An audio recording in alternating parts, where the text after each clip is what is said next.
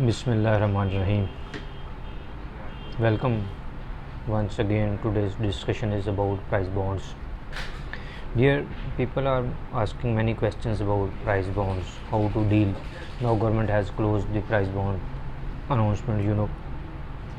तो price bond की जब कुरंदाजी होनी नहीं है, लोगों के पास प्राइस बॉन्ड मौजूद हैं 15,000 के, 7500 रुपीज़ के। अब लोग इसमें क्वेश्चंस कर रहे हैं जी इसकी क्या ट्रीटमेंट होगी। गवर्नमेंट कह रही है कि इसको आप प्राइस बॉन्ड्स को ले जाएं बैंक में, अपने बैंक अकाउंट में रखवाएं और वहीं पे कैश होगा और बैंक अकाउंट में जमा हो सकते हैं। अब लोगों ने इसमें 2-3 टाइप के मसाइल आ रहे हैं।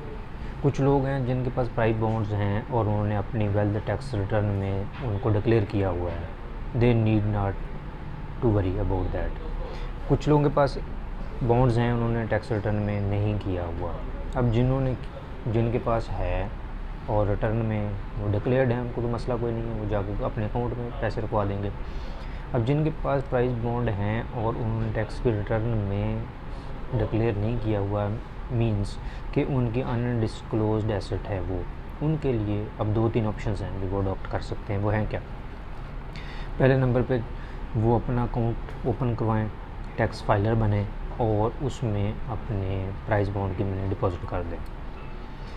इसमें उनको क्वेश्चन है उनका कि इसके ऊपर हमें मे बी टैक्स देना पड़े। Yes it is right, maybe they have to pay tax उस पर देना पड़ सकता है।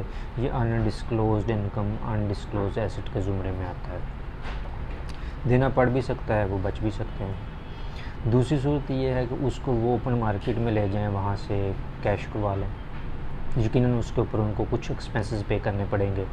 ये दूसरी ऑप्शन है। अब दूसरी ऑप्शन में अगर वो दूसरे ऑप्शन में जाते हैं, ओपन मार्केट से अमाउंट को कैश करवाते हैं और वो अमाउंट ज़्यादा है और उस अमाउंट से वो कैश से कोई गाड़ी ख़रीदते हैं, कोई प्रॉपर्टी घर ख़रीदते हैं, प्लॉट ख़रीदते हैं और जो उनके नाम पर ट्रांसफ़र होता है और FBR टैक्स डिपार्टमेंट से कोई टैक्स का नोटिस जनरेट हो जाता है कि ये अमाउंट आपके पास कहाँ से आई। उस वक्त आप अगर ये जवाब देते हैं जी मेरे पास प्राइस बॉन्ड थे, वो मैंने कैश करवाए हैं और उससे ये मैंने इन्वेस्टमेंट की है, तो ये सेटिस्फैक्टरी आंसर नहीं होगा। Then you will have to pay tax on that. इसमें आपको 2 किस्म के आपके रिस्क पाए जा रहे हैं। एक तो आप ओपन मार्केट से जब उसको कैश करवाएंगे तो वो आपको वहाँ पे एक्सपेंसेस बियर करने पड़ेंगे। दूसरे नंबर पे जब आप अगर ये चीज़ गवर्नमेंट की नज़र में आती है तो देन आपको टैक्स देना पड़ेगा। 2 टाइप के आपके एक्सपेंस हो सकते हैं। तो इसमें अगर रिस्क फ्री अगर आपने रहना है तो उसका यही तरीका है कि आप इनको बैंक, ये जो HBL बैंक है, नेशनल बैंक है, हबीब मेट्रो है, इसमें अपना अकाउंट खुलवाएँ और उसके अंदर टैक्स फाइलर बने और इसको कैश करवा के उस अमाउंट को उसके अंदर रखें और इसके ऊपर टैक्स अगर पे करना पड़ा तो मे भी ना करना पड़े।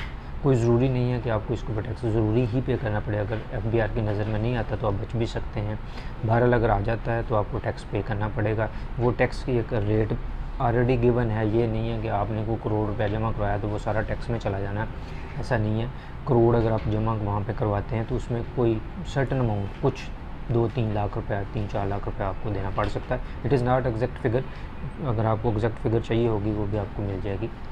Thank you so much for your watching. If you have any query, you can contact me. You can put your question in the box. I will try to reply it satisfactorily. Thank you. Allah Hafiz.